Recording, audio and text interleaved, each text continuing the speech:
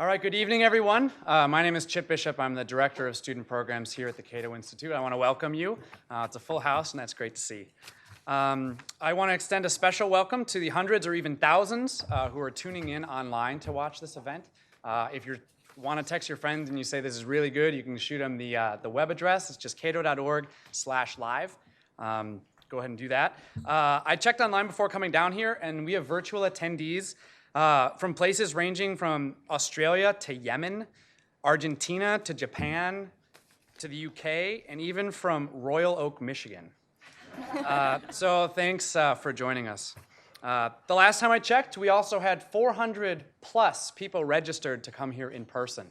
And from like all the crowds I saw in the halls, in here, up and downstairs, I think we're pretty close to approaching that number. So it's great to have such a big crowd here. It's nice that so many of you guys are interested in the topic of today's debate. I look forward to hearing from a lot of you during the Q&A portion of today's event, and maybe even more at the reception to follow, which is going to be upstairs. I should also note that if you want to field a question online, you can log onto the discussion at cato.org/live. There's a little debate portal on there, and you can also tweet with the hashtag LVCdebate, which is also on the screen.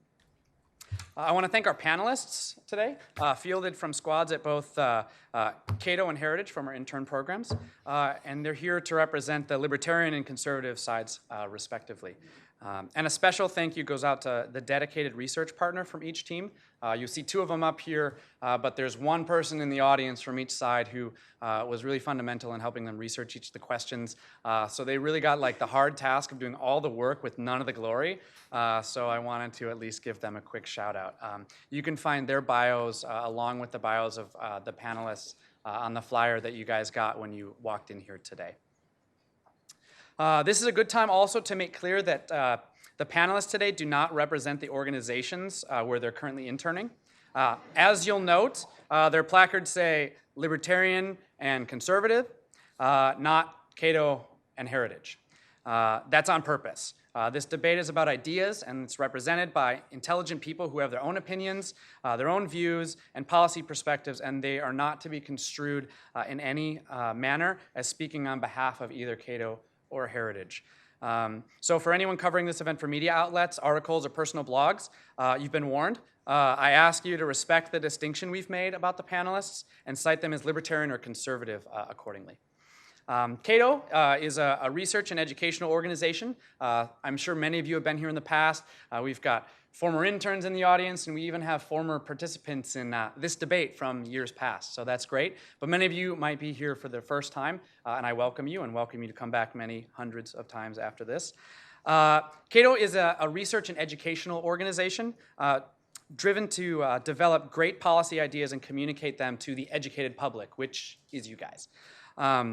So whatever the topic, student loan rates going up, if development hurts the poor more than it helps them, if a particular cheese is illegal to import, if libertarianism or conservatism is a better political philosophy, if anyone's asked a question about how government is involved in the individual lives of citizens, there's probably someone in Cato's almost 40 years of research who's covered that. So I invite you to check out our long archives on cato.org and also a recent project, libertarianism.org, to dig into the philosophy that we're going to be discussing tonight. This is the third year that we've hosted this event, which is pretty awesome. It's grown a lot, not only in size, but I'd posit also in quality. And for that, I must thank my colleagues Anjali Schrader and Heather Fitzmeyer from the Heritage Foundation. Heather's actually tuning in live right now, so I'll say hi. They've spent many long hours collaborating with me and tweaking both the resolutions and the format to make sure that every year this event is bigger and better than the years past, and I owe them a lot of thanks for that. One of my main roles here at Cato is to bridge the gap between the policy world and students and interns, which is, like you guys, and it's not always a simple task. We offer internships, social media content, week-long and weekend seminars, and briefings on campus and here at Cato to stimulate tomorrow's leaders to think about issues that are important today. That's why events like this are so heartening, because they demonstrate that libertarianism and public policy in general isn't just the mindset held by old hippies who want to keep the government away from their money, but It also shows that young people are interested in robust philosophy and how to apply it to political, academic, and personal areas of life. So I hope that this event will serve to further engage you in these world of ideas and that you'll seek further opportunities to learn more. Speaking of integrating academic and personal lives, our friends at the Atlas Economic Research Foundation, it's a think tank that plants think tanks around the world. They're just 2 blocks from here. They invite you to celebrate Milton Friedman's birthday with them for a night of Friedman Trivia on Wednesday, July 31st, 2 weeks from today at 6 p.m. There you'll have flyers out that you can grab outside of the auditorium. Teams of 2 to 4 people can sign up, whether you're from an organization, respectively, or you just want to gather a bunch of friends and come compete. They're giving away $25 Amazon gift cards to every member of the winning team. And to match the theme, they'll be serving pizza, Chicago style, beer, and birthday cake. And it's all for free, so grab your friends, and if you grab a flyer and you want to shoot them any questions, their information's on that. You'll also find outside information on the Cato internship.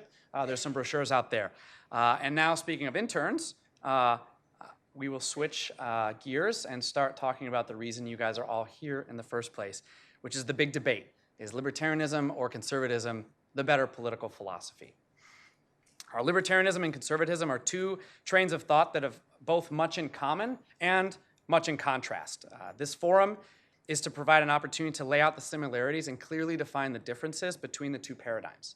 To help us navigate that process, we've asked Nikki Neely to be the moderator for today's event. Not only does Nikki have experience at both libertarian and conservative organizations, but she's worked on the policy and the communication side of many policy issues. So she's well positioned to offer perspective and to guide this discussion. Nikki's currently a vice president at Denson Hall Research, a high-stakes communications firm. She previously served as executive director and senior fellow at the Independent Women's Forum and was both manager and external relations and media manager here at the Cato Institute. In addition, she's worked as director of research analyst for the analysis for the Winston Group, a public opinion and message design firm, and she's authored several papers for the Illinois Policy Institute and Americas for Prosperity in the Illinois chapter. She started in DC as a Koch Summer Fellow with the Competitive Enterprise Institute. She's been around a lot of organizations, which is awesome, and she's been published widely and currently appears on a weekly segment on Fox and Friends called Regulation Nation, highlighting absurd state and federal regulations. It's funny, it's cool, but it's really early in the morning on Monday, but you should get up and watch it. She's also been a guest on CNN, MSNBC, Fox News, CNBC, PBS, as well as lots of national radio programs. She holds a bachelor's degree in political science from the University of Illinois and a master's of public policy from Pepperdine University. Originally from Chicago, like me, she now lives in Arlington with her husband Clark, a senior attorney at the Institute for Justice and part of the original Heller versus DC team, which was the Second Amendment case decided before the Supreme Court in 2008. In addition to all this, Nikki happens to be a good friend of mine, and I'm thankful for her agreeing to come and officiate this intellectual rodeo. So please join me in welcoming Nikki Neely as tonight's moderator.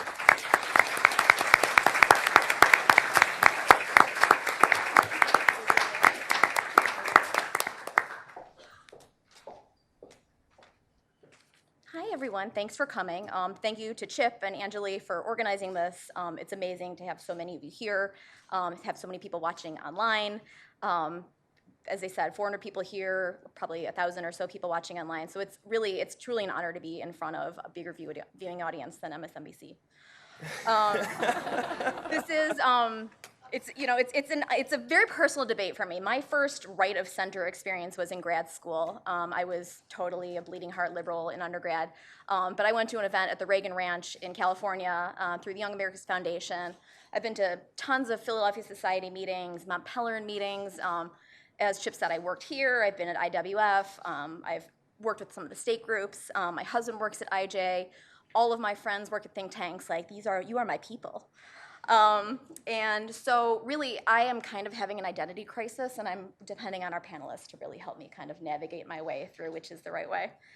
And I have to be completely honest, I'm a little bit scarred still from being a Koch Summer Fellow because I was deemed a statist when I said I was not 100% comfortable selling heroin and vending machines to kindergartners. So there's that, so I do ask the panelists to be gentle. So this is I obviously have huge shoes to fill. Last year this was moderated by Tim Carney, who's a Washington Examiner columnist, an MSNBC contributor. Before that it was Gene Healy, who's a VP here. So I started doing research over the 4th of July. It was a pretty boring vacation. I read Hayek's Why I Am Not a Conservative, and started getting thinking. Then I started to read Russell Kirk's The Conservative Mind. I promptly fell asleep for 12 hours, so biased, but I gave up. Anyway. Cato and Heritage have been identified as allies from the beginning of time. So depending on what team you're on, it's either 6,000 years or billions of years. But they're often, they're often mentioned in the same breath, which I know is much to the chagrin of David Bowes, the executive vice president here. You could say they go together like, I don't know, peanut butter and hamburgers, because I'm pregnant. That sounds awesome. But since their founding, the two organizations and the two eds have always, they've engaged in friendly competition. And as we know, competition makes everything better and stronger. So we now have two dynamic powerhouses. In fact, I was actually able to create a position here at Cato, the External Relations Department, based on that competition because I pointed out that Heritage has been a lot more effective in distributing and disseminating their ideas around the globe. And then I was able to leverage that into some sweet trips. One of the ways that this competition between Cato and Heritage has manifested itself has been through, you could call it the edifice complex. Some of you in the room have benefited from this because you live in the lovely Heritage intern dorms.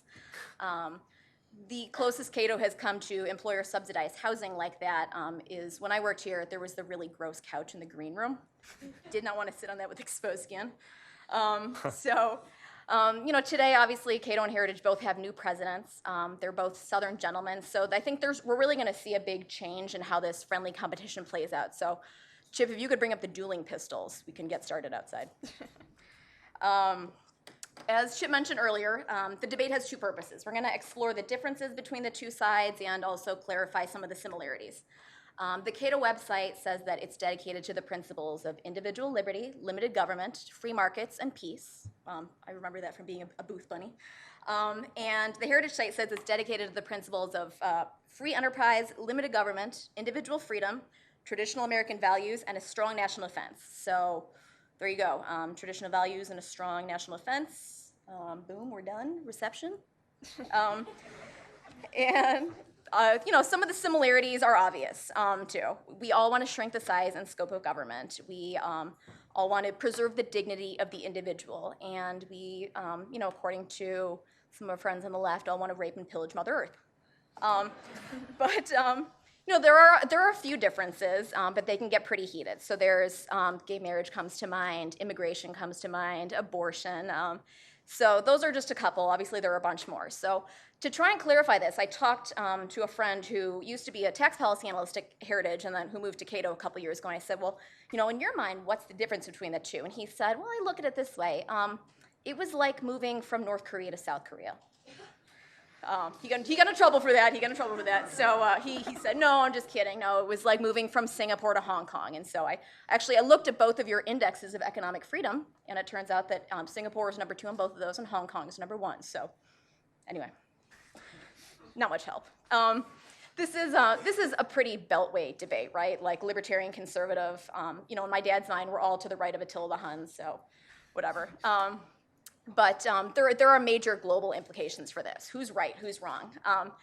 Are we a community of souls? Are Burke and Kirk and Nisbet really right? I mean, do institutions compose the fabric of society? Do people need community to help combat the centralizing power of the state? Or is the only higher power we need the invisible hand? Are Hayek and Friedman right? Is voluntary association and individual liberty the best way to organize a society? Is the market the best way to address society's ills? My Carrie Bradshaw question for the audience is, have the past few decades really just been a marriage of convenience between libertarians and conservatives? And has that marriage run its course? Is it time for David Addington to pull Penn and Teller aside and say, it's not you, it's me? Is it time for Heritage to speed date? Maybe the Center of American Progress will get a little hot under the collar learning about your Right on Crime initiative.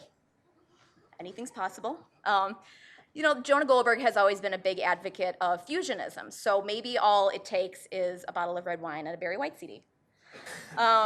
Or another alternative is that maybe libertarians are more properly aligned with the left. Brink Lindsay from Cato had suggested a Libertarianism alliance years ago. So these are all topics we can talk about. I don't know, maybe it's time to take a step back and ask some simple questions. How many libertarians does it take to screw in a light bulb? None. Libertarians try to change things, but they never can. How many conservatives does it take to change a light bulb? Why change? 4. 1 to change the light bulb, and 3 to complain about how much better the old light bulb was. And just for fun, how many Republicans does it take to screw in a light bulb? Come on, Republicans only screw the poor. All right, so another way to look at this might be who is making a bigger impact on society. Heritage is certainly extremely effective. They've had and continue to have tremendous influence on Congress. Heritage Action is a powerhouse. These organizations rotate staff back and forth between the Hill and the administration, maybe not this administration, but you get the idea. With amazing regularity, they really help a bill become a law. I have to watch Schoolhouse Rock to figure that out. And to be fair, Heritage has way better ties than Cato. Contrast that with Ed Crane from Cato, calling members Congress critters to their faces, and you start to get an idea of why Cato policies maybe aren't as implemented. That being said, it certainly seems like libertarian ranks have been growing over the years. Even Glenn Beck recently has called himself a libertarian. About a year ago, I was on a panel with Delegate Eleanor Holmes Norton, and she turned to me and said, you know, I'm libertarian on this issue. And I thought, I had to really bite my tongue and not quote The Princess Bride. I do not think that word means what you think it means. But maybe libertarians are cool. And then, you know, at the end of the day, maybe it's just a matter of time, because there is a reason people say, what is a libertarian? It's just a Republican who's been busted. So, you know, more food for thought. We have a terrific lineup of people who will be fighting for your hearts and minds to debate these issues. So regardless of tonight's outcomes, I've had the pleasure of having lunch with them and a Subway sandwich before this.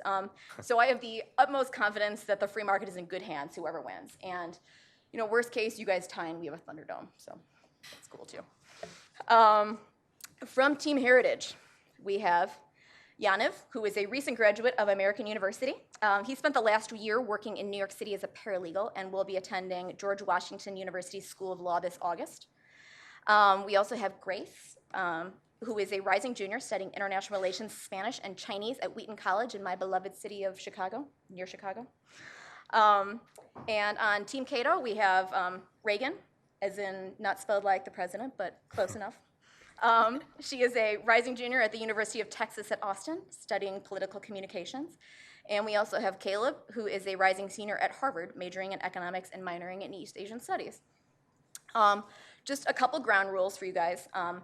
Panelists are to be uninterrupted while presenting formal arguments. No ad hominem attacks on each other are permitted. Ad hominem attacks on scholars are permitted, so you are certainly welcome to say Roger Pilon supports NSA spying, or Ed Hazelmeyer was okay with Romney Care, so just lay that out there. I will be monitoring your behavior. If you are warned more than twice, each subsequent occurrence will be met with a 1-minute subtraction from the allotted time of your segment or the next. In addition, I will force you to memorize and repeat the President's State of the Union. I don't want to hear that, and neither do you, so let's be good. There'll be a couple segments. We'll have introductory remarks and rebuttals. It's going to start with Heritage, then go to Cato, rebuttal by Heritage, rebuttal by Cato. Then we're going to move into 4 topical debates. The topics are the last 4 on your handout list. So in order, it's going to be the U.S. should use military forces to stand for liberty. The government has a role in promoting virtue. Individuals should be free to move across the U.S. border, and the state should have a role in defining marriage. So that's going to be 2-minute answers each, and then 1-minute rebuttals per side in alternating order. So we're going to start Cato, Heritage, Heritage, Cato, and then Heritage, Cato, Cato, Heritage. Anyway, I'll be pointing back and forth. We'll figure it out. We'll then move into a new section, why a libertarian should be a conservative and why a conservative should be a libertarian. We'll do a Q&A section. As Chip mentioned, you are welcome to either put your questions in via live stream if you're watching online, or you can raise your hand. I'm going to try to keep it pretty balanced, and so I'm going to say, please direct your question to the Team Conservative, Team Libertarian, and if you disrespect that, I'm going to shut you up. And you can also tweet your questions into lvcdebate.com, pound lvcdebate.com. And then we're going to end up with concluding remarks, and that's going to go Cato Heritage. So Heritage will have the last word. I look forward to seeing how the panelists do. Again, it's an honor for being here, and you guys are going to do great. So, yay. Thank you.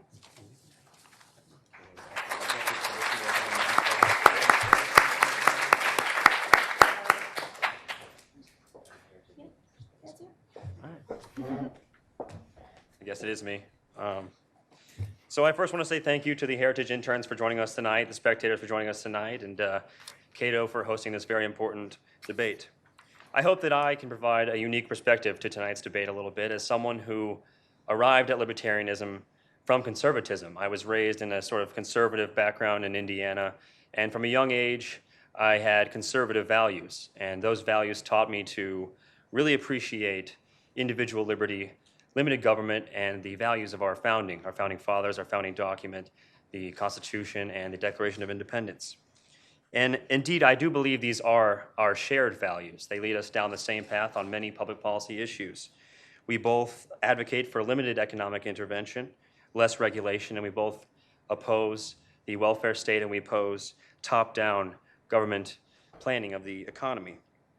It's also led us to advocate for some of the same thinkers, some of the same economists and philosophers and statesmen, from Ronald Reagan to Frederick Bastiat. I think it's convenient that we are in Hayek Auditorium here. I had the privilege of visiting the Heritage Foundation last week, and just outside our conference room was a portrait of Friedrich Hayek. So this is clearly someone that we both respect. But then we get to a point in the road. Up until this point, libertarians and conservatives sort of follow the same intellectual path. But we get to a fork in the road when we ask, what exactly is it that we're trying to conserve? And this is where I believe libertarianism and conservatism come out as very different policies. Because libertarians will continue straight down this path, and conservatives will unfortunately stray, selectively abandoning those beliefs in individual liberty and selectively abandoning an adherence to the Constitution. They support a drug war, which started in 1971 by Richard Nixon, has been supported by conservatives since. It violates individual liberty, violates states' rights and federalism, and isn't constitutionally authorized. Conservatives recently, as we saw in the last election, have spoken against free trade, specifically against China. Free trade is supposed to be a conservative ideal. Our belief in the individual and in economic liberty sort of goes away when we talk about immigration, and our shared opposition to top-down economic planning goes away when we talk about military interventionism and using the U.S. military to impose democratic ideals through coercion and force around the world. Now, this isn't to say that conservatives and Republicans are the same, but these do seem to be policies from policymakers that conservatives have supported of late. And we see that these policies, in a way, are like those of liberal Democrats. That is, they do advocate for big government. Friedrich Hayek, that thinker that we both championed, actually wrote to this effect. He wrote something called Why I'm Not a Conservative, as Nikki mentioned, and he says, quote, "The conservative does not object to coercion or arbitrary power so long as it is used for what he regards as the right purpose. Like the socialist, he's less concerned with how government should be limited than with that of who wields the power." End quote. Libertarians don't believe this. We believe in a consistent defense of individual liberty and a consistent adherence to the Constitution as the most moral and the most practical way to govern a society. We believe in God-given rights and recognize that governments are necessary to protect those rights. Indeed, as Thomas Jefferson said, to protect these rights, governments are instituted among men and derive their just powers from the consent of the governed. We therefore do not believe in absolute license. We're not anarchists. Most of us aren't anarchists. And we do not believe that the individual is the only unit in society that matters. But we do recognize that a limited government, which consistently respects individual liberty, is the best way to preserve and protect not only the individual, but the institutions we care about. Families, churches, charitable organizations, institutions that have been around long before government intervention. and will be here long after any specific government. So again, where we differ is in that fork in the road when we decide what is it that we're going to conserve. Libertarians don't want to conserve a drug war. We don't want to conserve military interventionism. What we do want to conserve are those founding principles: individual liberty, limited government. And in that way, I believe libertarians are the ones who truly conserve the ideals that we both share. It is this fact that has led me from conservatism more towards libertarianism, and I hope that you can keep an open mind in tonight's debate and perhaps come to the same conclusion as I have and figure out that liberty might just be, the more practical approach. Thank you.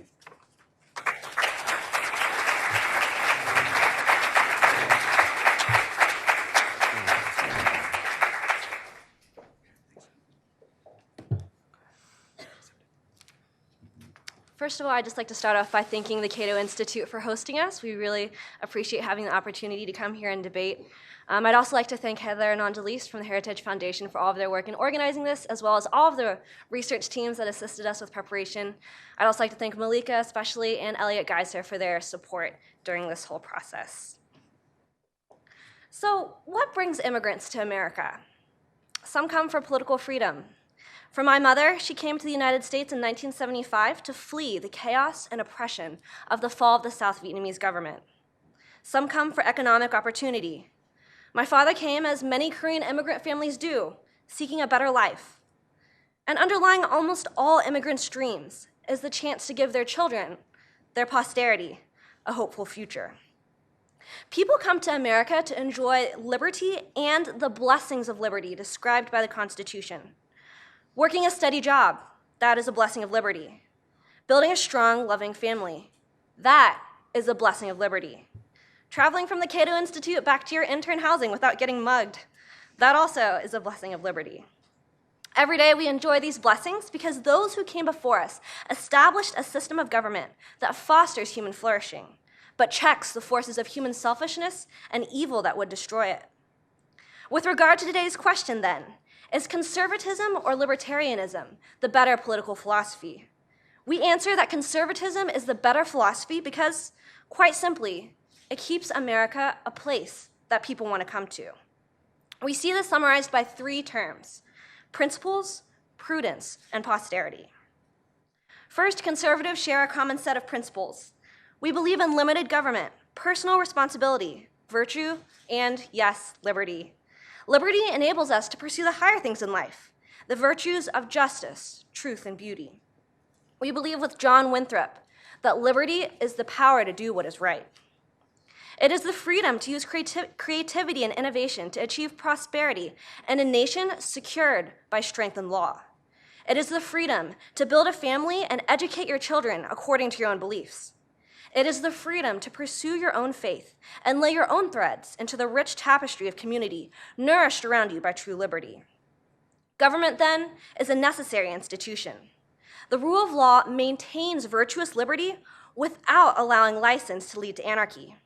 In other words, conservatism puts these principles into public policy. By contrast, libertarians really only have one principle: liberty is their God. They think that human reason will naturally restrain selfishness, corruption, and carelessness. It's a wonderful dream, but it's just that, a dream, not grounded in reality. Second, conservatives practice these principles with prudence. Prudence means applying discretion, and in light of history and human experience, crafting effective policies. We know that humans are not good 100% of the time, so we promote policies that restrain mankind's tendencies towards anarchy and despotism.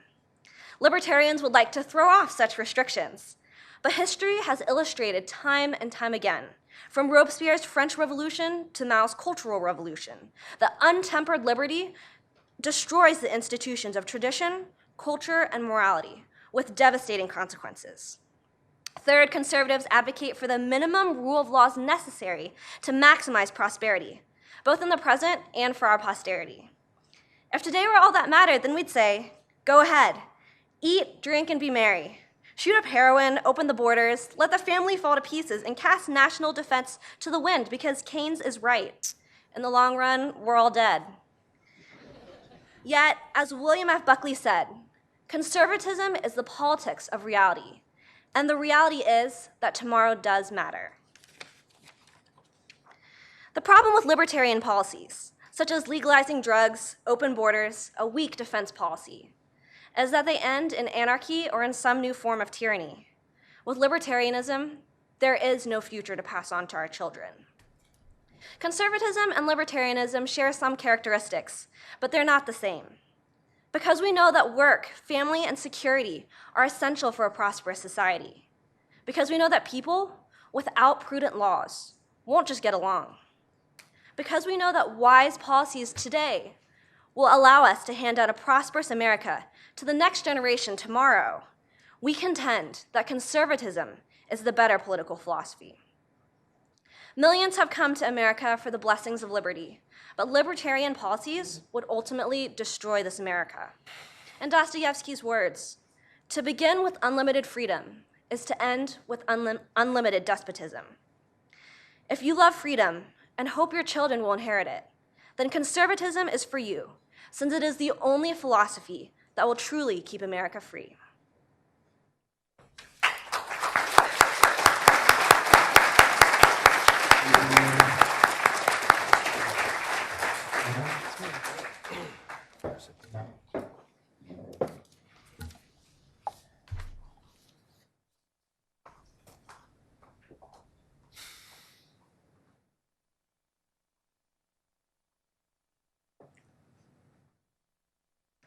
I'd like to thank our colleague from Heritage for presenting us with some very interesting arguments about conservatism and libertarianism this evening, but I would like to clear up a few misconceptions that were presented in this argument. The first has to do with the conception of libertarians as anarchists. This is a cheap shot that is simply painting an inaccurate picture of libertarians. While we were at Heritage, one of the figures that we saw most widely represented was the great President Ronald Reagan. We were somewhat inspired by this and decided to see what he had to say on a lot of these issues. President Ronald Reagan said, "Government's first duty is to protect the people, not run their lives." They are right in asserting that humans are not good 100% of the time, and we recognize that government is sometimes necessary in protecting individual liberty. However, that coercion should be used only to protect us from other people and not from ourselves. Next, we can address the argument that libertarianism is not grounded in reality and that it is simply unrealistic or unsustainable. You mentioned that we found that we have a lot of the same foundational arguments. We take root in the Constitution and our founding fathers. We believe in a small, limited government and an ability to act without coercion. Saying that this is unrealistic when we come from the same roots is almost like saying that your own ideas are unrealistic because they come from those same roots. If we come from the same basis of ideology, there has to be some sort of overlap in how realistic our arguments are. And finally, I would like to invite the audience to take a close look at when Heritage presents their arguments for prudence. They said that we need prudence in crafting public policy. However, what they usually mean is pragmatism. These are pragmatic things for them to create policies on, not things that are necessarily prudent. You'll see that they most frequently use the word prudence when they are going to diverge from these founding ideologies.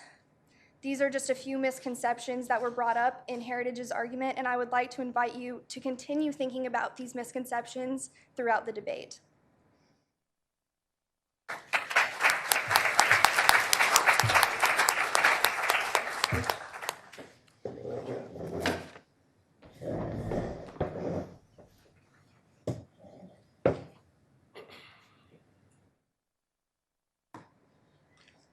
What are we trying to conserve? The regime of the founders. Libertarians are not.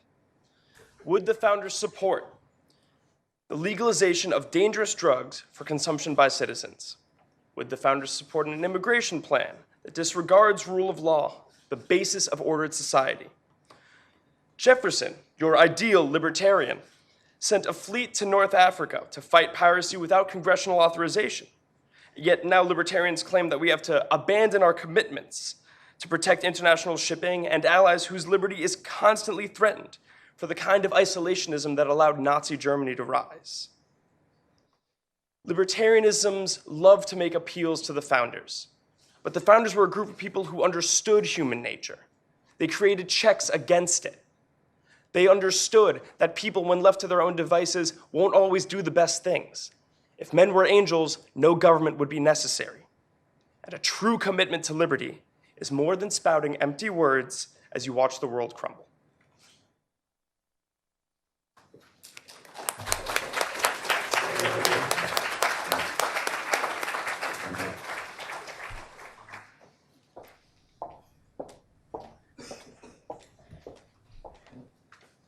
Not bad, guys. I'm impressed so far.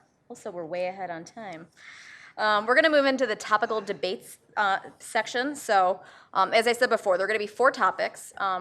Each side is going to give 2-minute answers and then a 1-minute rebuttal per side in alternating order. So, we're going to start out Cato, Heritage, and then Heritage is going to rebut immediately, and Cato is going to rebut. And then we're going to flip that. So, I basically am just going to start pointing back and forth. For this, you guys are going to stay at your seats just to minimize weird shuffling time. With that being said, the first resolution is the U.S. should use military forces to stand for liberty. Go.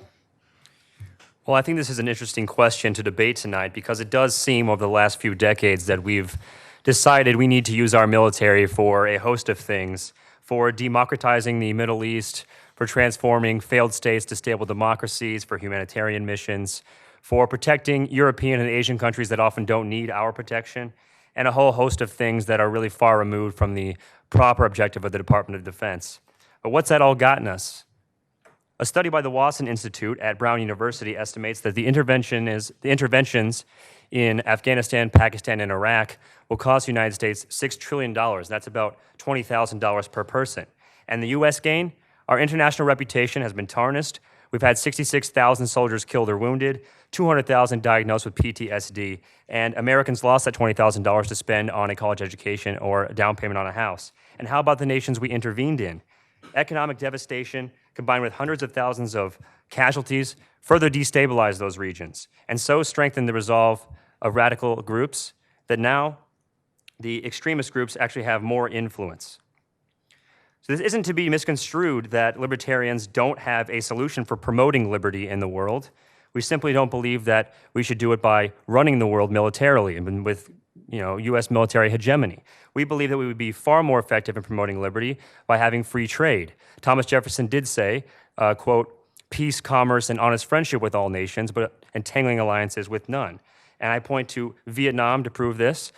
We spent over 10 plus years in Vietnam, lost 50,000 lives, and it wasn't a bit more free than when we got there, when we left. However, by trading with Vietnam over the last couple of years, they've made strides. China, too, has made strides. It's certainly not perfect, but I think no one could argue that it's as bad as it used to be, and a good reason for that is from trading with the United States. Thank you.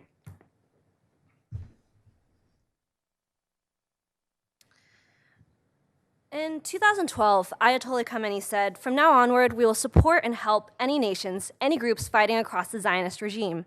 The Zionist regime is a true cancer tumor on this region that should be cut off, and it definitely will be cut off." The reality is that there are many irrational actors and states that would like nothing more than to take away the liberty of others. We believe that the United States has a responsibility to defend its allies and defend liberty when it is prudent. And I'd just like to comment here on the definition of prudence. I think one thing that the libertarians overlooked when we presented the definition of prudence is that prudence is making decisions and making policies based on our understanding of human nature and our understanding of history. History has shown us time and time again that there is a time to intervene, to use the military to defend the liberty of others. We're not saying that the United States needs to intervene in every single conflict, but if you look back to even the foundings of America, the American Revolution, we would have never been able to defeat Great Britain through free trade or to claim our own liberty without using military force, and we would never have been able to claim our own liberty without the assistance of France. So I really think that libertarians are overlooking the critical role that it plays, that using the military plays, not only in assisting our allies, but in intervening in situations to defend the liberty of others others when it is prudent. And I think that's something important to remember throughout this debate.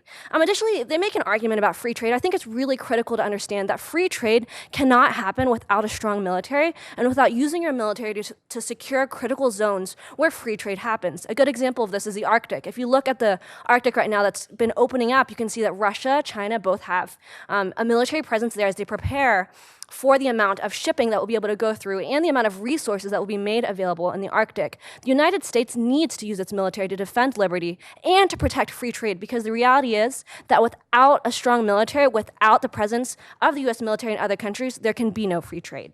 Thank you. All right. Heritage rebuttal. We're going to be put on the block today. We're going to be called neocons. We're going to say that we want to stabilize the world. And I'm not here to defend the actions of past administrations. I think you haven't seen a real conservative president since Reagan. The libertarians want to talk about protecting Europe and disaster abroad. Frankly, Europe, our military commitment has been scaled down drastically in the past 10 years. It's a non-issue. Disaster abroad, Afghanistan has a rapidly growing GDP. They're developing minerals in their soil. They're developing things other than opium. Their literacy rates are skyrocketing. Over 70% of Afghanis say they would never want to see the Taliban come back. That's not a disaster. Let's talk about the role of America now. The founders were in the past when we were 13 backwater colonies. Be prudent. And that's not pragmatism. That's responsibility. All right, and Cato, rebuttal?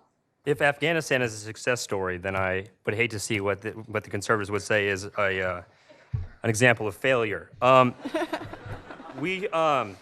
want to address the argument that the U.S. is needed. It has a responsibility to protect liberty around the world. The first thing we should do is ask, have we done a very good job at doing that? I mean, we armed Saddam Hussein when we tried to intervene. We put in a new Iranian government. That clearly didn't work out. I pointed to Vietnam, where we had 10 plus years and 50,000 lives. I question that these are the same conservatives who say that they have skepticism that our government can deliver the mail, but not that they can deliver democracy around the world somehow. So I would apply pretty strong scrutiny to an example where we would need interventionism.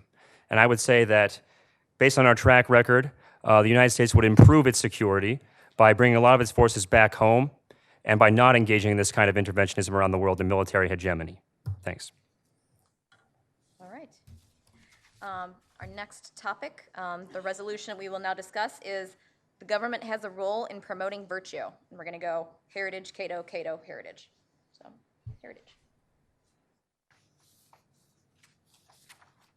I'm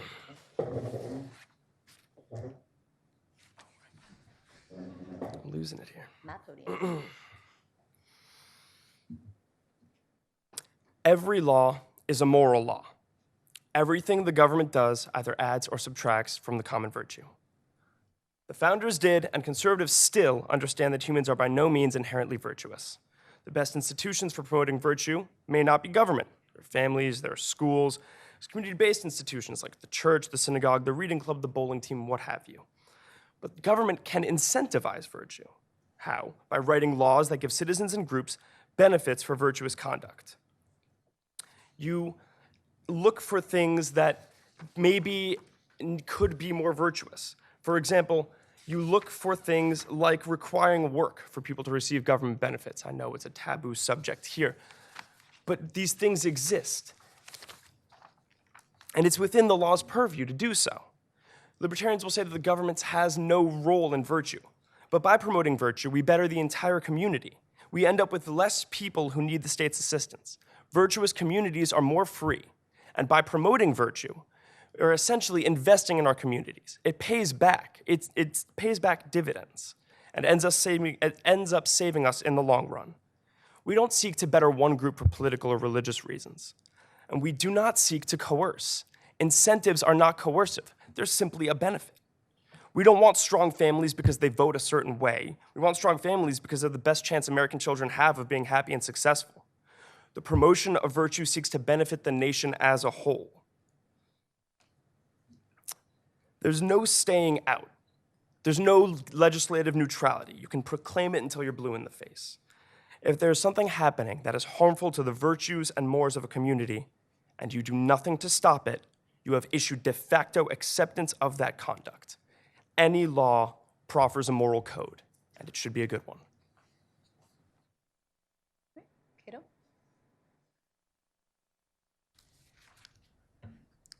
Conservatives often like to paint libertarians as a group who is anti-virtue in society. However, this is something that is simply not true. We agree that virtue is a good thing for society. However, we don't think that the proper place to promote virtue is in government.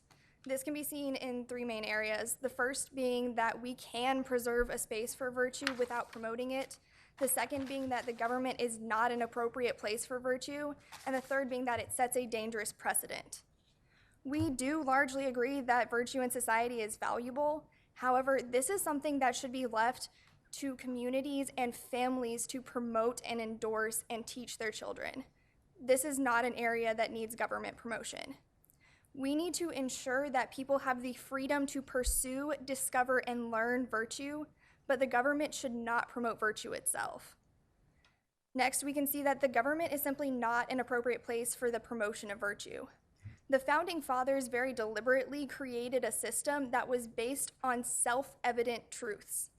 Handpicking virtues for the government to promote is antithetical to this idea. Virtue is a highly arbitrary concept, and as St. Thomas Aquinas noted, because of the diverse conditions of humans, it happens that some acts are virtuous to some people, while those same acts are immoral to others. Promoting these arbitrary virtues is something that we cannot support in our government. Finally, we see that this sets a dangerous precedent.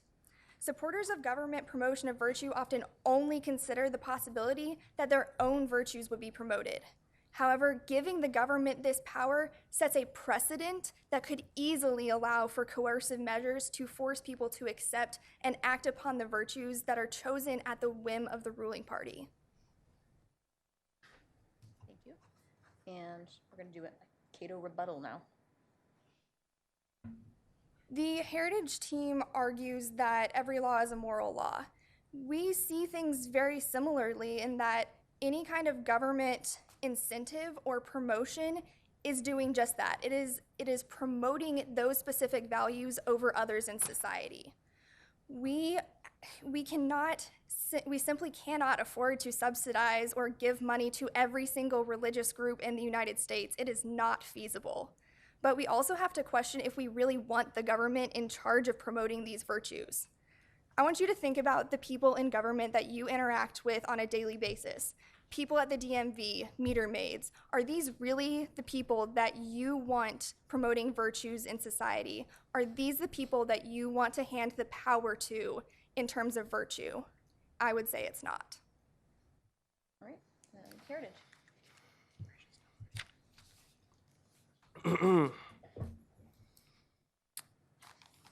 We're being told that government shouldn't promote things, that it's inappropriate for government to get involved in virtue. It already is involved in virtue. It's the central point I'm trying to make. When a law tells citizens what to do, it is establishing a moral code. When you are told by the government, do not kill, do not steal, uphold contracts, that becomes your moral code. The fact that it's written down in the Fed statutes doesn't change it. We're being told that we are handpicking arbitrary mores. There are things we can all agree on, are right and wrong. It's the basis of human morality. There are things that we all know. That being said, the idea that somehow some sort of government would tyrannically impose morals on people, that the Constitution expressly keeps us from doing that sort of thing. We're a republic. We're here to check tyranny. That's why we advocate limited government, not the kind of government you see today. I wouldn't want them running morality. I wouldn't want them running a thing. A limited government, however, different story. All right. Just because we're still on schedule, I'm going to remind everyone in our viewing audience, or at least online, please, if you have any questions for our panelists, tweet them to #LVC debate or send them to Michael online through the live stream. So with that, we'll move to the next topic. The next resolution is individuals should be free to move across the U.S. border, and this will go Cato, Heritage, Heritage, Cato. As a native Texan, immigration is a topic that has been very prevalent in my life, and it's something that very literally hits close to home. But as a libertarian, I think it's imperative that we see that our borders should be open, and that is something that we should promote. The main reasons for this are first, that the skill set of immigrants tend to complement those of our workforce. The second being that strict immigration policies simply hurt the economy. And the final point being that open borders can enhance rather than detract from national security. The bulk of our American workforce is concentrated in mid-level employment. However, what we've seen with immigration is that those people are either very low-skilled workers or very high-skilled workers. In this way, they fill the gaps in our workforce that we need people to work in. They are not taking jobs away from Americans, despite what many would lead you to believe. Next, we can see that strict immigration policy hurts our economy. It's incorrect to assume that immigrants will be a drain on society, as they are both consumers and contributors. A clear case of this can be seen in Arizona. After instituting stricter immigration policy, the state experienced massive economic losses that were paralleled only by the housing crisis. They saw things like higher home vacancy rates and drops in employment as a result of instituting these harsher policies. Finally, we can see that open borders can enhance our national security. The bureaucracy currently involved with handling immigration-related regulations costs $30 billion annually, and that's just the paperwork. Right now, our immigration policies have us looking for threats like a needle in a haystack. Allowing the legal immigration of peaceful individuals not only makes it easier to spot potential threats, but it also allows us to use our funds more responsibly. Get a rebuttal? Today, you've heard that immigration is an almost unrivaled tool for economic prosperity. People come to America to work hard, and then we want to come here to create opportunities for themselves and their family. I would like to tell you, and Grace would like to tell you, that as the children of immigrants, it's all true. But there are caveats, prudent checks on our actions that we need to realize exist. Controlled, legal immigration is what we need to be looking for. Immigration only works as a tool for prosperity if your government hasn't created a welfare state that so subverts this boon it turns it into a loss. For every household headed by persons without a high school degree, which is the average for an undocumented immigrant, they receive $46,582 in government benefits while paying only $11,469 in taxes. It's an average fiscal deficit of about $35,000. Formal or unlawful immigrant households under the plan that Cato seems to think is a good idea would become fully eligible for means-tested welfare and healthcare benefits under the Affordable Care Act. The aggregate annual deficit would soar to around $106 billion. Add that to our current deficit. It's an economic boon to open our borders, right, guys? As much as we want to pretend that we're loved around the world, there exist people who want to do harm to innocent American civilians. A totally porous border would allow these people to just stroll in unquestioned. Any legitimate government can only claim that title if it protects the lives of the citizens within its borders, because liberty is non-existent if your life isn't secure. I believe we can have a secure border and an immigration policy that helps our nation grow while improving the lives of immigrants. I believe in immigration. I have to. A 2012 Gallup survey showed that 150 million people around the world said that if they could immigrate to the US, they would.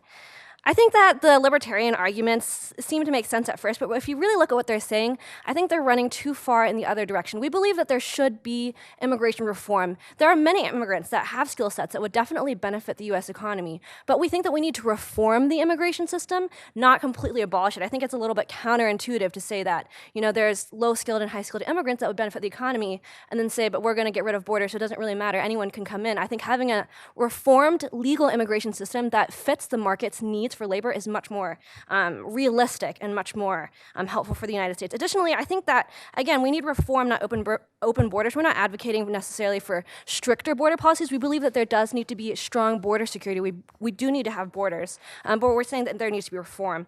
Additionally, I think that it would immensely harm national security to have an open border. The visa system and the immigration system checks terrorism, checks people who would like to do harm to U.S. citizens. It's like saying we shouldn't have security on airplanes and in airports. I think we need to control who comes into the U.S. for the sake of citizens' liberty. Thank you. And Cato. I think my partner already addressed the national security argument, so I'll try to move on to the one about welfare.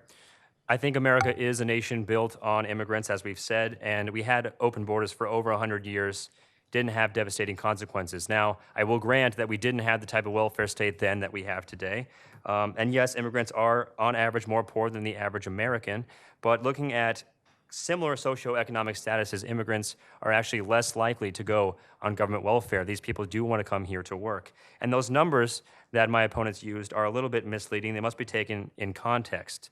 When you talk about projections of the economy, that actually only costs 1/2 of 1% of GDP, and it's only 1.4% of all federal money. So I don't think that's a devastating consequence. I think that it's inhumanitarian to not have open borders, to not allow these people to come to the land of opportunity like America's been. And if we take that promise seriously, then we should return to open borders. All right, and we now move to our last resolution. The state should have a role in defining heritage. It's going to go heritage, Cato, Cato, heritage. An important thing to start with when looking at this debate is to keep in mind the question of the resolution. Does the state or does the state not have a role in defining marriage? We believe that ultimately the state has an interest in the future of our society, in the future generations that are to come, and that marriage is one of the most effective ways to ensure that there is a future generation that has hope of a prosperous future, which is why we believe that the state does need to have a role in defining marriage in the traditional sense, as between a man and a woman. If you look at the fact that right now the breakdown of marriage and the breakdown of commitment within marriage relationships between a man and a woman has definitely hurt society. A Brookings Institution study found that $229 billion in welfare expenditures between 1970 and 1996 can be attributed to the breakdown of the marriage culture and the resulting exacerbation of social ills, teen pregnancy, poverty, crime, drug abuse, and health problems. If you look at the reality that the nuclear family is one of the keys to ensuring a prosperous society, when you have a mother and a father in the home, this is essential for a child to have a better chance at education, at escaping from poverty, at many different factors that are essential to the prosperity of all Americans. We believe that the least intrusive way for the state to ensure that there is a future generation, that there will be a prosperous future for the children, is to define marriage as between a man and a woman. This is the least restrictive role that the state can play, while still influencing culture and setting a norm that commitment within a family relationship is ultimately about benefiting the children and benefiting the future generations of America. The libertarians would like to tell you that marriage should just be about the emotional desires of adults. But ultimately, we believe that marriage is about producing a future generation, about children. If marriage is just about the emotional desires of adults, then the government has no role. I think it's actually more intrusive for the government to be regulating our own individual desires. But when it becomes about children, the welfare of society, and the future generations, then we believe the government should have a role. Cato? A true libertarian perspective would dictate that government be out of marriage entirely. Unfortunately, it's highly improbable that we'll see this kind of government willingly relinquish that control since, as Ronald Reagan aptly put it, government programs once launched never disappear. Actually, a government bureau is the nearest thing to eternal life we'll ever see on this earth. In light of this reality, we should look at applying these laws fairly and equally, so we can see that the state should absolutely not have a role in defining marriage for three main reasons. First, because the state legislation of marriage has been a disaster. Second, because it is a social institution that largely regulates itself. And finally, because marriage is and always has been a personal commitment. State legislation of marriage has been a mess. The state's involvement with marriage has spun complicated webs of policy for issues like hospital visitation and tax code. Furthermore, it creates exclusionary and discriminatory policies that exclude a section of our population from something that has been consistently described as an inherent right. Next, we can see that social institution of marriage regulates itself. Marriage as a social institution does not require the government to define or regulate it outside of enforcing disputed contracts. As they noted, there is a sense of a norm with marriage. However, these norms and public perceptions are constantly shifting, and government policies simply are not keeping up. Finally, we can see that marriage is and always has been a personal commitment. There is no inherent reason for the government to involve itself in the personal lives of its citizens. The regulation of marriage as a personal decision is one that represents an inherent encroachment on the individual freedoms of Americans. For these reasons, we simply cannot let the government have a role in defining marriage. I want to address some of the arguments my opponents made that I found unconvincing. The failures that they mentioned, those are failures of heterosexual marriage, and that shouldn't be a reason to define marriage as only between a man and a woman. And if we want to use the argument for children, if we really want to do what's best for children in society, we don't ban pedophiles from getting married or axe murderers from getting married or a lot of other things. And furthermore, if you really believe that the heterosexual family is the best way to raise a child, that evidence is disputed. But for the sake of argument, if you do believe that, it's not as if we're taking children away from heterosexual parents and giving them to homosexual parents. The alternative is kids who are in orphanages, who don't have parents, or kids who wouldn't have the ability to live otherwise. So we believe that monogamous homosexual relationships and marriages can also be a benefit to society. It's not competing with heterosexual marriages, it's competing with no marriage at all. So we believe that those failures you mentioned, the importance of parents and the importance of raising kids, would actually be improved by defining marriage or by getting the government out of defining marriage. Excuse me. Thank you. It's interesting at the beginning of their debate that they said it's improbable for the state to get out of marriage, but then they went to make all these arguments on why this should happen. I think it is improbable that the state is going to get out of marriage. I think that honestly, the government is going to have a role in defining marriage, and we believe that because the government is going to have that role, that they should have a role in establishing a norm. This doesn't mean that in America you don't have the freedom to love who you want to be with who you want to, but when it comes to making committed relationships for the sake of children, we believe that the government should have a role in defining in the traditional sense. And this is simply because the government's laws establish norms, and norms affect culture. It affects the way that we view things. And in general, and this is, again, speaking in a very general sense, I think you can get into the details of different questions, and that those are more personal issues. But when looking at society as a whole, we think the government should set a norm for the traditional state of marriage simply because we believe that this does benefit children. This benefits the future generations. And they say, you know, the failures of heterosexual marriage are what we talked about in the beginning. I think that's more attributed to the failures of perceiving marriage incorrectly, that it's about personal desires and not about commitment for the sake of children and the future generation. Thank you. All right, good job, guys. We'll now move on to the next section of our event, why a libertarian should be a conservative and why a conservative should be a libertarian. We're going to start with Heritage on this one. Why should libertarians be conservatives? In a sentence, because we're the better libertarians. In conservatism, you will find something that libertarianism lacks and is inherently incapable of attaining: a liberty that lasts.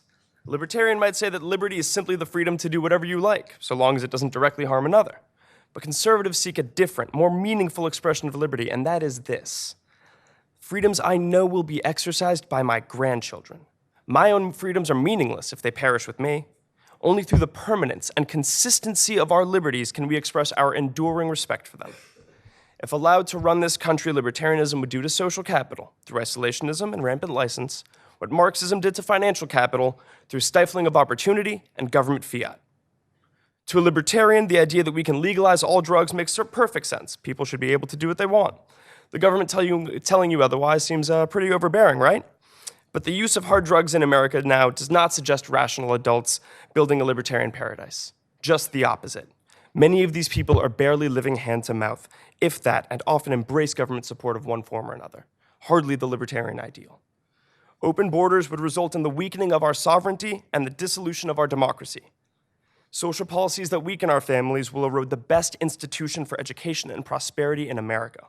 And a non-interventionist foreign policy would keep our fleets from protecting international shipping, threatening the very free trade libertarians claim to uphold. Libertarians fail to recognize the truth about human nature.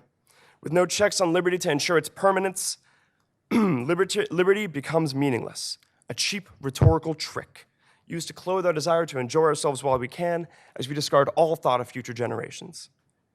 Conservatism, however, saves liberty by placing the minimal conditions on it needed to preserve the character of a free people. We're concerned with the common good, not individual desires. Only that way can we ensure that the liberty we inherited at birth is inherited by the next generation. Sustainability, ladies and gentlemen. I'm a sustainable libertarian, a conservative. Conservatives don't seek to legislate morality. We do not choose between faiths, giving government preference only to those we approve of. That idea is entirely repugnant to the Constitution and therefore inconsistent with conservatism. But there are virtues our founders believed we must all agree are just and necessary. Certain truths we hold to be self-evident. We shouldn't kill each other. We shouldn't live off of someone else's dime or spend outside our means. When we start families, we should stick by them, especially if there are children involved. We should all play by the rules, and those rules should apply equally to everyone. Think about the application of those virtues. There are concrete benefits to a virtuous citizenry that abides by these truths. Yet that virtue, and therefore those benefits, can only exist if our citizenry chooses to be virtuous. That choice, if made for them by the government, is meaningless. However, what government can and must do is encourage and promote virtuous conduct. It ought not to seek or coerce one group for political reasons, but it must enshrine those certain truths about virtue in law if we are to keep our republic free. Only by doing so can we appeal to the better angels of our nature, and only by that appeal can we give to our posterity the blessings of a liberty that lasts.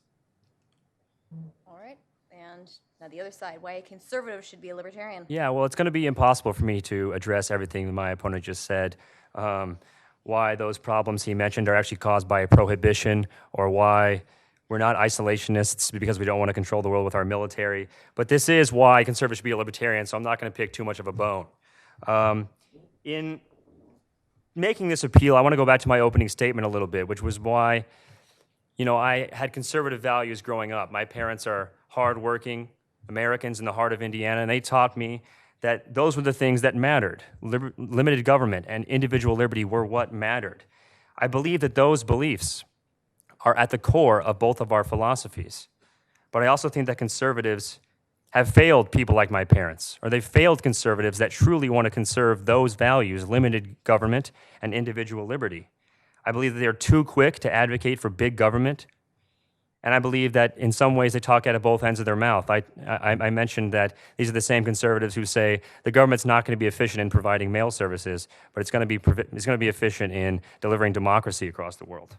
This is why Hayek abandoned conservatism and why I'm not a conservative. But Hayek defined conservatism as an opposition to change. And I don't want to believe that that's really what conservatism is. I want to believe, like Ronald Reagan did, that the basis of conservatism was a desire for less government and more freedom. And I think if I do that, I'll arrive at the same conclusion as Ronald Reagan, who said, and I quote, that the very heart and soul of conservatism is libertarianism. That's what I want to believe. I don't want to believe that conservatism is just an opposition to change. I want to believe that they want to conserve these values. And I think if you want to conserve these values, you'll also find libertarianism. And you'll find that libertarianism is the philosophy that truly conserves those things that we both say we value. It tells us to believe in liberty.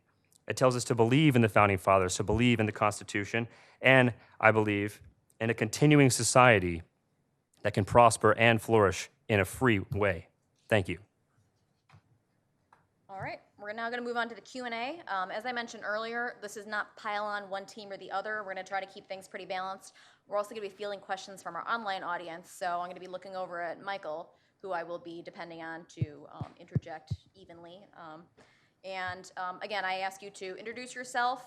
If you have an organization you're affiliated with, state that, and please ask a question. No offense, but these guys were chosen, not you, so let's keep it short. All right, we'll start here. Should I stand or can I sit or what? Whatever. Stand. All right. My name is Ryan Mulvey, and I'm unaffiliated tonight.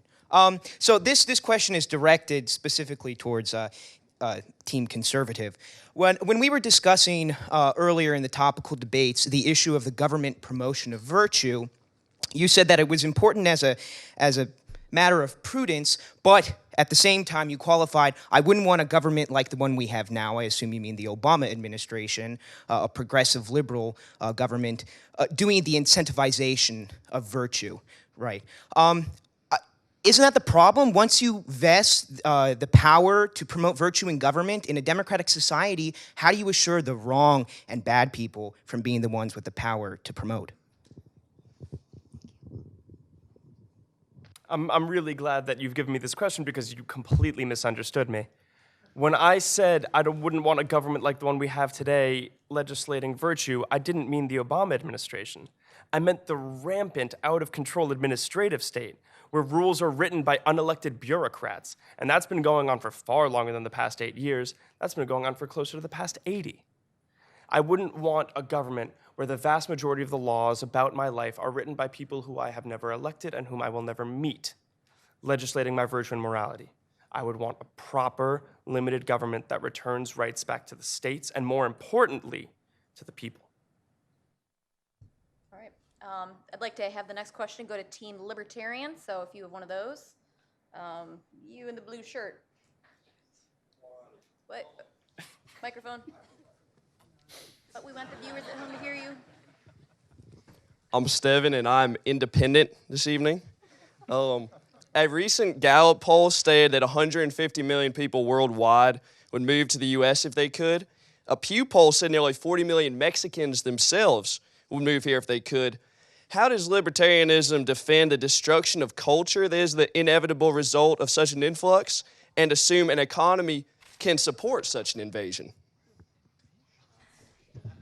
To address your first point about a national identity, I don't think it's fair to say that we have one certain national identity.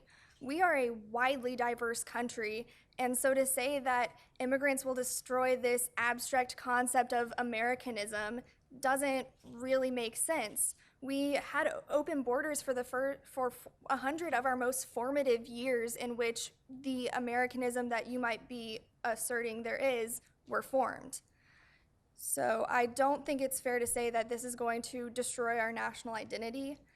In terms of infrastructure, it is difficult to say what these impacts would be exactly. However, I think our argument showed that they are not nearly as massive as a lot of statistics out there might lead you to believe, because all these numbers have to be taken in context of our economic growth projections and our GDP. All right, let's take a question from online. So if you can give the mic to Michael. So the first question is for both teams, actually, which is from @news_follow on Twitter. Edward Snowden, hero or traitor? Oh. All right, we'll start with Team Cato. Team Libertarian, I mean. Well, this is a tough question. But I think it's more nuanced than hero or traitor, either way. But there are some things which are troubling about the way our government has been dealing with Snowden, I think. The authoritarian way in which we sort of bully other nations to give him back, and we could violate other nations' sovereignty in this way. And also, Edward Snowden revealed things to the American people, perhaps maybe that he shouldn't have, but he is being tried, or the government has charged him with treason, which is giving information to your enemies. And so this sort of insinuates that the people are the enemy of the government, which I don't think is a good ideal to have in our society. But like I said, Snowden also did, he had a commitment, he had a job that he was supposed to keep to that commitment and, sort of maintain the clandestine nature of his knowledge. So I think it's more nuanced than that, but there are problems with saying he's a traitor or a hero. Yeah, I think that about answers the question. All right, Team Conservative. I think that conservatives are definitely on both sides of the fence with regard to Snowden. I don't think there's a clear consensus about whether or not he's, as you said, a hero or a traitor.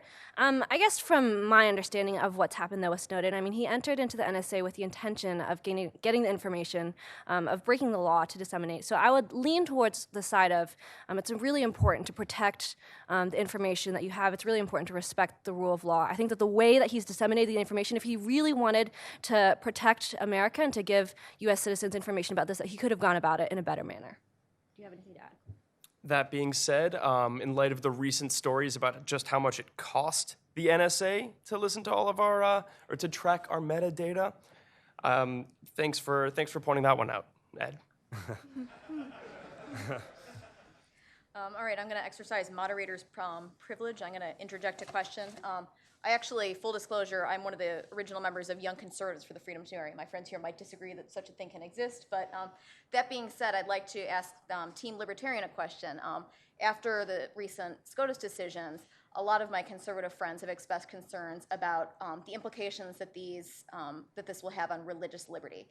They've cited cases of private companies that are starting to be sued because they don't want to service same-sex marriages. So I'd like to get your input on that. Do you think that this is a dangerous precedent?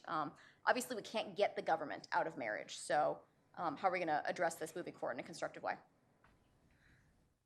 Well, F.A. Hayek said that to live and work successfully with others requires more than a faithfulness to one's concrete aims. It requires an intellectual commitment to a type of order in which, even on issues which to one are fundamental, others are allowed to pursue different ends.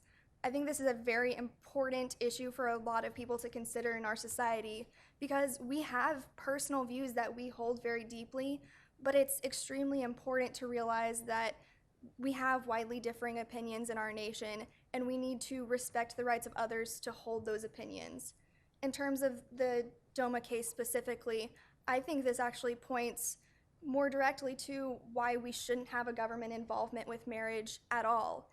Since this could possibly obligate religious institutions to do things that are against their point of view, this very widely seems to be a step towards a policy that would encroach on the individual freedoms of Americans, and I think it really reinforces the fact that our government should not be involved with this institution. Yeah, but that's kind of a cop-out. I mean, we all want to say the government shouldn't be involved in marriage, but it is. It's in the tax code. It's in like all these different rules and regulations.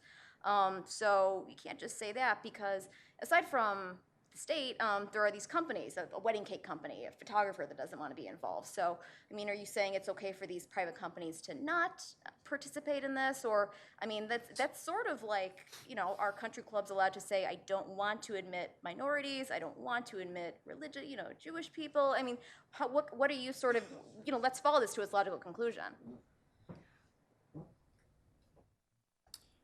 Well, I mean, I got this. well, I would say, you know, it is the libertarian ideal to get the government out of marriage completely, but in the context we're in now, the government has to provide equal protection to the law. And if it's giving certain types of couples benefits or recognizing certain types of couples, then it can't discriminate on the basis of sexual orientation. I would also point to the Hayek quote, a different Hayek quote, but it's essentially that conservatives often have a strong moral fiber, but they lack the principles to live with others that have different types of moral fiber. And that's what I would say. In this society, I don't think it really violates the rights of anyone else for two people who happen to be homosexual, who love each other, to get married. If I'm a heterosexual, I don't think that that violates my rights. And so I think that under the law, with the government's policy, it would be worse. Nothing's perfect. I mean, Thomas Sowell once said that the easiest thing to prove is that something human is imperfect, but we should always ask compared to what. And right now, I think with these policies, it would be worse to not allow homosexual couples to have the same benefits, the same position in society, just based purely off of their sexual orientation. So I do believe that the ideal is to get government out of marriage, but if we're going to keep it in, then it has to extend this to all couples equally. All right, let's take a question for Team Conservative now. Back of the corner.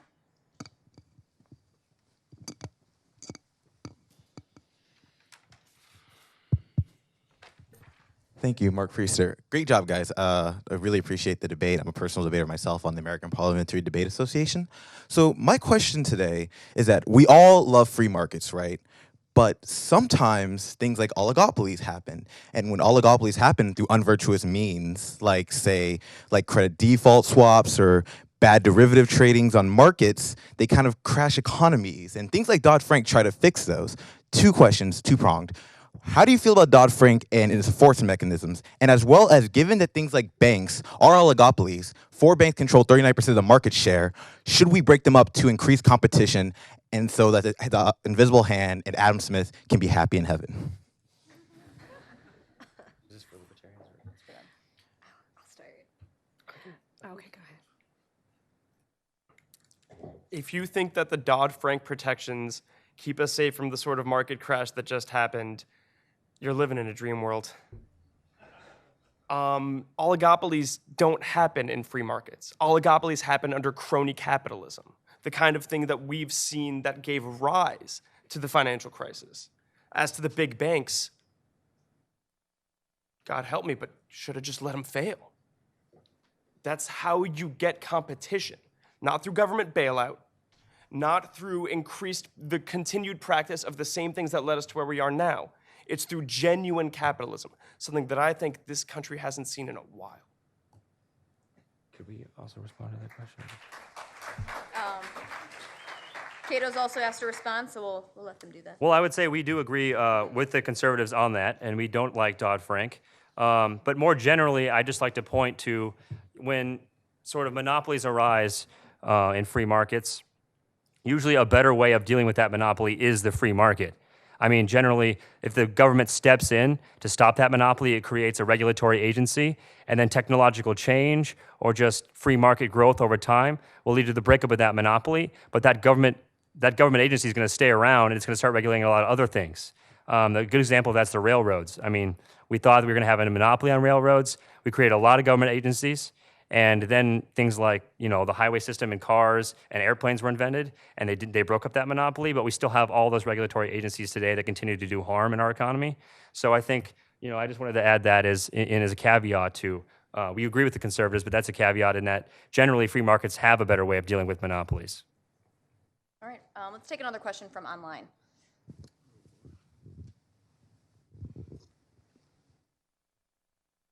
Okay.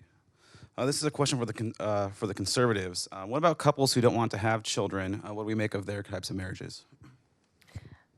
We're not invalidating the marriages of couples who don't want to have children. I think this is speaking of just a general societal norm. I think that within marriages, there's single parents, there are couples who don't have children. We're not saying that that's not legitimate by any means, that their marriages aren't legitimate. But I just think that in general, we're talking in a very, societal wide sense that the norms that the government should establish should support that kind of marriage because ultimately it is for the sake of children. If you don't want to have children, I think that's an individual decision, but we're not saying that everyone needs to have children. Returning to the idea of sort of all government laws promote virtue, it comes down to one question: what do we want to incentivize? We get to incentivize one thing, pick it, and go. All right.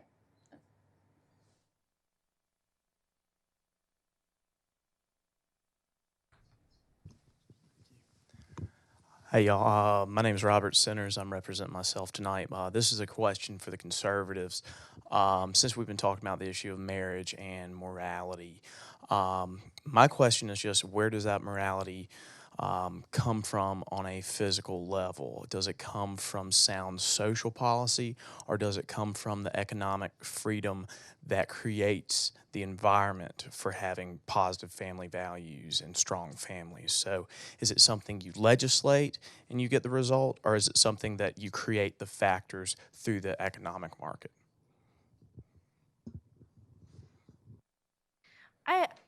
I don't think that there's necessarily a moral value that this is springing out of. I think it's just more of looking at what benefits society as a whole.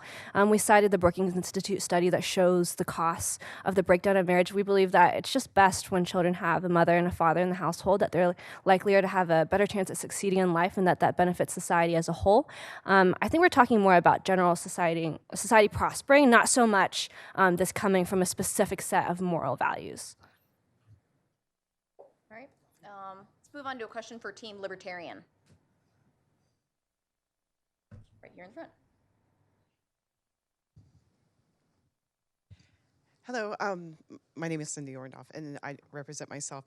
I I'm curious about when you were talking about your closing argument, when you said that allowing peaceful immigrants in through open borders, that to me, peaceful implies that they're law-abiding. And also, in order to have peaceful immigrants, that means that you're doing some kind of screening.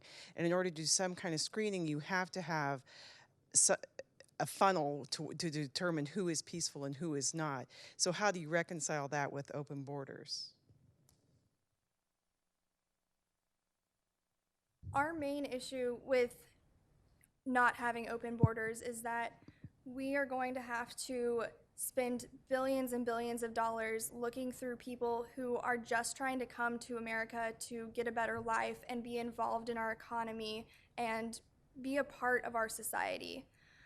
If we open our borders, we don't necessarily have to screen all of these people, but we will be able to see that peaceful people are coming to America because they want to be part of our society. I'm sorry, did you have another question you wanted to add on to that? Would you mind restating your question then? Maybe I misunderstood. I think. Is that all right? I mean. You want a little bit more? Okay. Well, I think the idea was to essentially drain the swamp of people who are trying to get into America. Basically, right now, the border is closed, and so you have people who are trying to get in this country illegally, some of whom want to hurt us, and some of whom just want to come here to work and live.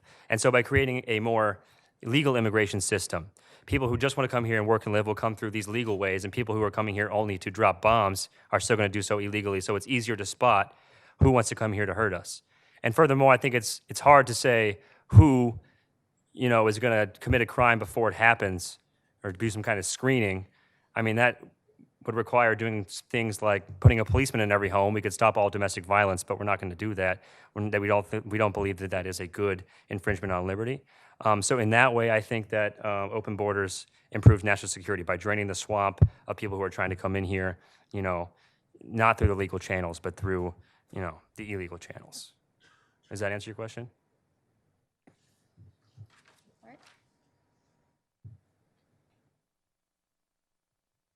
Sid Misra, Treasury Department. As for Team Conservative, you champion the values of realism and sustainability, but how do you defend that in the context of the drug war, which involves extortion, violence, and death?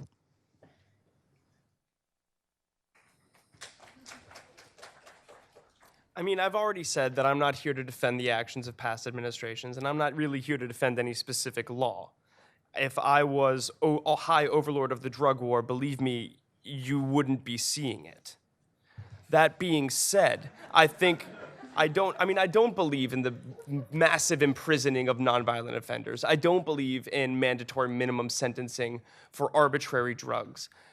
I think that a lot of what's happened in the drug war is inconsistent with both libertarianism and conservatism. But I think that the widespread legalization of harmful drugs is inconsistent with common sense. I'd like to prod you on that then. What is a conservative policy on drugs? My conservative policy on drugs, as high overlord of all things conservative, is you treat these people less like criminals and more like the diseased individuals they are. If you're an addict, you're not a criminal. You have a disease. You need help. If you are selling drugs to children in schools, I get the feeling there's a business you'd rather be running. And I get the feeling that if I made it easier for you to run a legal business where you're not constantly looking over your shoulder for whether or not you're going to be shot or arrested, you'd probably take that route. Economic rehabilitation and drug addiction rehabilitation. Not stuffing our prisons with nonviolent offenders, not the farce of injustice that the drug war has bred. So a pro-growth drug policy. But where do we draw the line? What is a hard drug versus an okay drug? Pot, okay?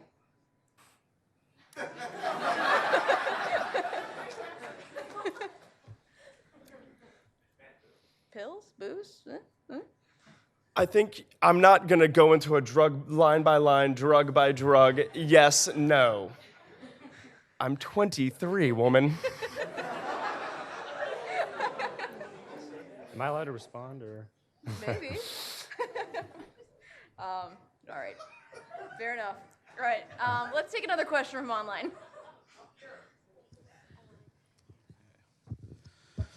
Okay, this is a question for the conservatives from Sean. He says, if the conservatives' goal is promoting virtue, why should we push towards a system where politicians, who are generally the least virtuous, are in charge of implementing that policy?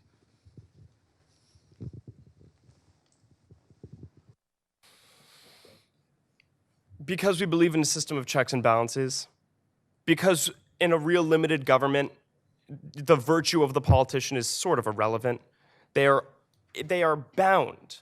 They are kept in check by the chains of the Constitution from harming us. That's the way government's supposed to work. It's not the way government works when legislators assign all real regulatory duties to administrative agencies and regulatory agencies. Then unvirtuous politicians can literally get away with murder. But I think that if you return to the limited government the founders envisioned, the idea of a government that has a positive role in the virtue of its citizenry wouldn't seem so far-fetched. Call me an idealist. I'm calling you an idealist because Deal. only because you're working in the Ed Meese Center. He's in the legal department at Heritage. And so talking about checks and balances, we believe three-tiered system, the judiciary should be checking, legislative overreach. Yet at the same time, in congressional hearing or senatorial hearings for members of the judiciary, we hear over and over again, deference, deference, deference, deference. And what hath deference wrought? Obamacare. So that to me is, I don't know, have things been falling apart? It seems to me that there hasn't been an appropriate check. A few years ago, Senator Specter said, the Supreme Court is eating our lunch. IJ did a study, they ran those numbers. The Supreme Court has overturned 0.06% of laws. So less than 1% of laws have been overturned by the federal judiciary, by the Supreme Court. So to me, I feel like there's not a good check going on. So what's your suggestion? I agree entirely that there's not a good check going on. I mean, I'm going to get a bit legalistic here. I am from the Ed Meese Center. There's something called Chevron deference, where the courts have to defer to an administrative finding made by any regulatory agency for the most part. There's a bit of a test, but overwhelmingly Chevron deference is applied to government programs. What this means is that in the hearings that you're talking about, often it'll be legislators pulling up the heads of regulatory agencies that they sort of put in there for enacting and codifying the laws that they passed. And it's a way that they sort of circumvent their checks. We can't hold them accountable because when we try to, they have a hearing and they bring up the regulatory agency guy and they hold him accountable just because he's the poor schmo who had to end up writing the rule to really create the law that the legislators said he should. All right. I'll take a question from the back because I totally neglected you guys. Sorry. You left your hand up the longest, so you win. Microphone. My name is Joe Danaher. I'm a master's student in philosophy at Franciscan University, so as such, it very much intrigues me to ask the libertarian side about your teleological view of man. Is liberty that you seek the final end of man in himself, or would you argue, such as James Addison, a classical liberal philosopher at Yeshiva, that liberty is also a means towards things that are higher, such as virtue, or is there no primacy of the end for what people choose? Is virtue no higher than pleasure? Is nothing higher than any other choice? Or is choice just the final end? Do you want to address that? As was mentioned in our arguments a couple of times, we obviously do believe in individual liberty, but we also believe that from this individual liberty, many people do come to a virtuous end, and we do believe that that is a good end for society. We just believe that the government shouldn't be involved in promoting any sort of state religion, promoting religion in any way, or promoting virtue in society. We should instead make sure that there is an opening in our society that allows people to discover and choose for themselves what they believe.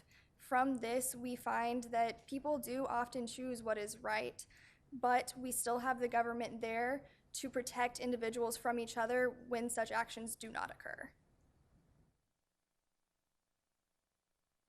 All right, we're going to do 2 more questions. So I'm going to go to my Coke Summer Fellow, who is right here in the 3rd row, because I get to pick favorites, because I'm the moderator. Thank you. This is a question for the conservatives.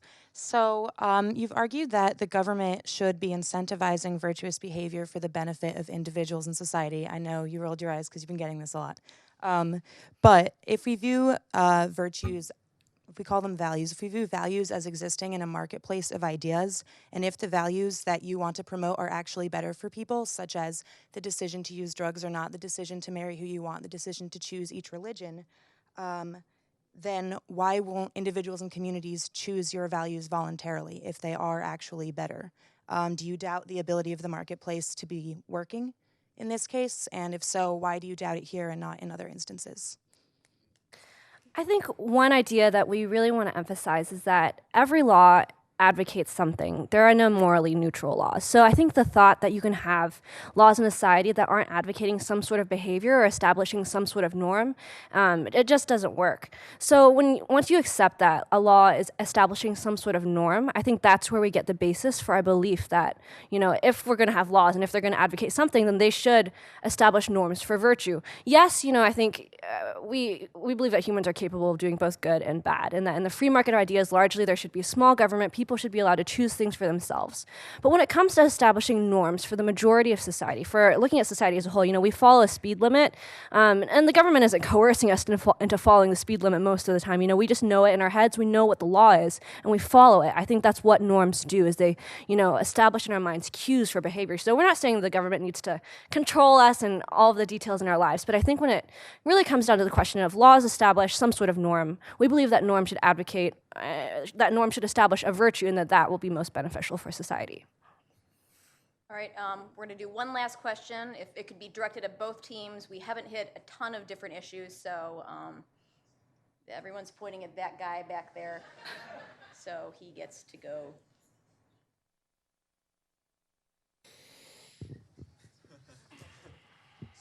Hope it's good. Hi, my name's Jim McGlone. I'm from New Jersey. I was wondering, on marriage. So basically, the conservatives are proposing an institution that they view as the least restrictive means, an institution which doesn't discriminate against anyone, which leaves everyone free to live and love as they choose, gay or straight. And they see that as the least restrictive means of helping children mature into healthy, productive, competent citizens. And the libertarians are proposing either no institution at all, leave it to the welfare state to try to help children out, or yeah, I'm getting there. Leave it to the welfare state to help children mature, or an institution that's not child-centered in any way, that's only about regulating adult romantic desires. So why is the libertarian view of marriage the small government anti-statist view? I think we're a little bit mixed up on what conservatives and libertarians actually believe about marriage. I believe it was specifically stated multiple times in the conservative argument that they do not advocate for both gay and straight families. They are advocating solely for heterosexual marriages, so that premise is just completely untrue. Also, as a libertarian, we're not leaving children to institutions. Rather, we are saving some of these children from being in institutions like orphanages. When you have gay couples able to marry, they have to demonstrate a real desire to have children and to raise them correctly. They can't go through the same means as a heterosexual couple. They have to either go through adoption, in vitro fertilization, surrogacy. There is a lot more demonstrated desire to raise a child effectively and correctly in society.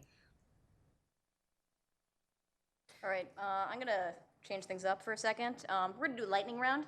I'm going to say a topic, and you're going to give me like a 5-word response. So, defense spending. Make it smarter, not skinnier. Okay. Cut it by intervening less. Okay. Next, stem cell research. Haha, no one's prepared. No smart response. Good, bad, agnostic. Agnostic. Free market.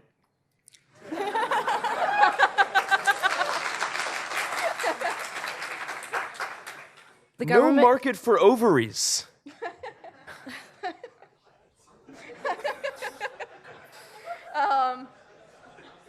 change?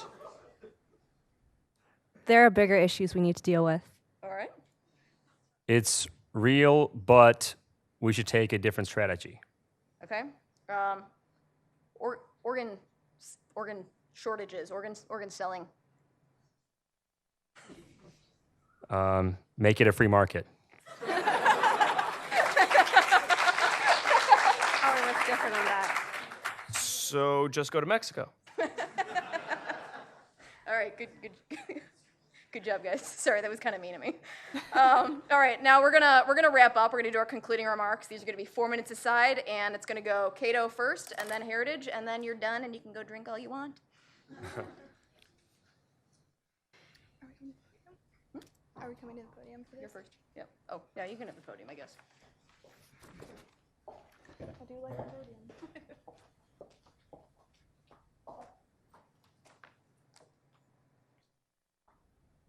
I'd like to thank you all for coming out tonight and for watching online and for everybody who has helped us engage in this discussion. There is certainly a great deal of ideological overlap between libertarianism and conservatism. It is important that we continue to celebrate the ideas that we share, but it is equally important to continue to discuss our differences. In debating the areas in which we differ, we push each other to examine our own views more closely. As such, I would like to address two specific areas which I feel the conservative team could have done better this evening. First, they talked about the administrative state and said that they wanted the freedom for parents to have families and raise their children freely. However, at the same time, they said that they didn't want this administrative state have people writing about their lives or legislating about their lives. But the issue is that they want to create these policies themselves.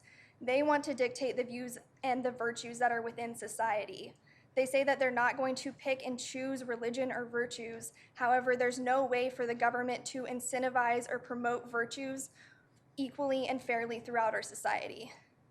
Second, we saw them kind of go back and forth a little bit on our founding fathers. In the beginning, they mentioned that they do also take root in the Constitution. At times, they've invoked these foundational values to support their argument, but at other times they said, and this is a direct quote, "The founders are in the past." We cannot allow for these kind of mix and match policies that only insert the Constitution when it benefits your argument. As libertarians, we believe that the Constitution should be applied equally throughout society. A libertarian perspective is rooted in and committed to the ideas of a limited government and individual freedom. These ideas are the same principles which our country was founded upon. We may not have perfectly implemented them at the time, but our country has taken large strides toward making these foundational ideas a reality. Now, as it was then, we seek to allow room for freedom to prosper in our society. If you seek to conserve the ideas of individual liberty and a small, limited government, the libertarian philosophy most closely upholds these values. I'd like to invite you to continue this discussion and to continue thinking critically about the issues that we have presented this evening. Thank you all for coming.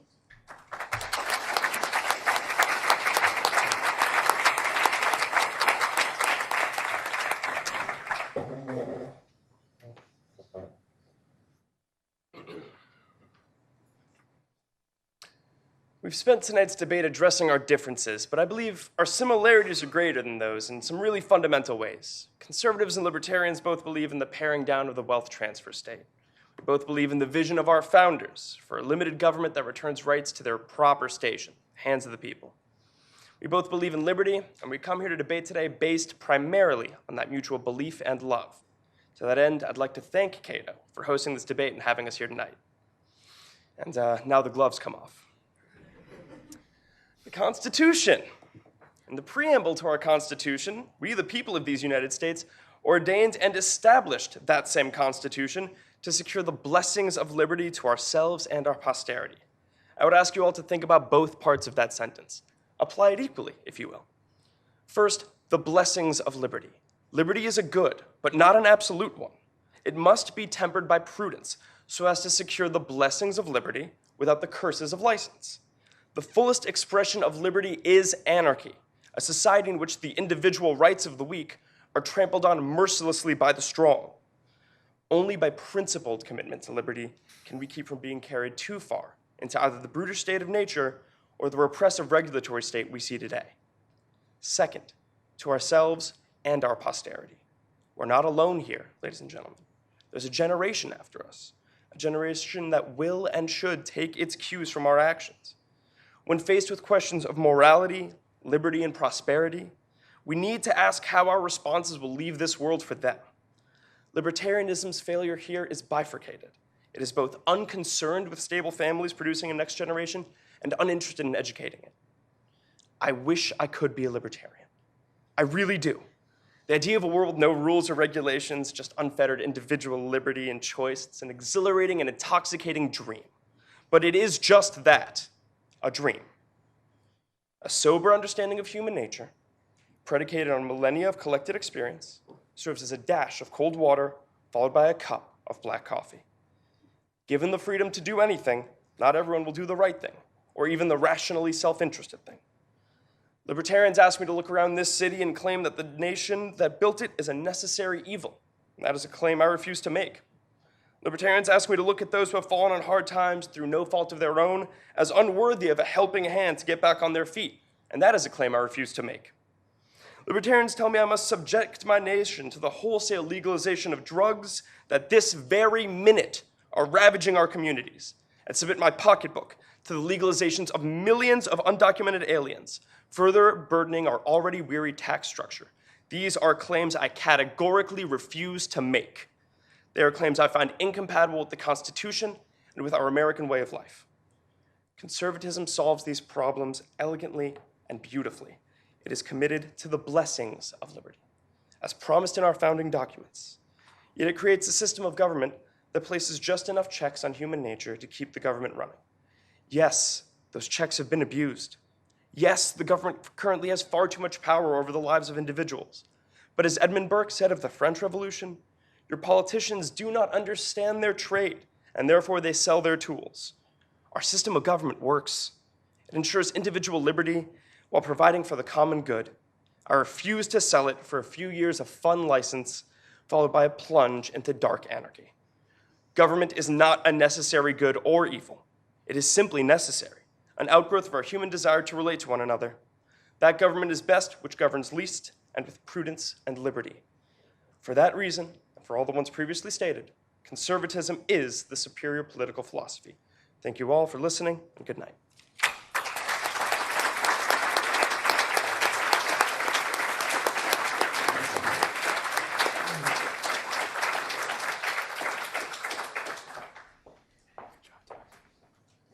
Thank you guys all for coming. We've got refreshments and drinks upstairs. If you make your way out of this auditorium to the left, up the spiral staircase. But before we do it, I just want to say a great thank you to all of you for being here, all of you guys out there watching online, all of you guys watching upstairs and downstairs. Thanks for making this a wonderful event.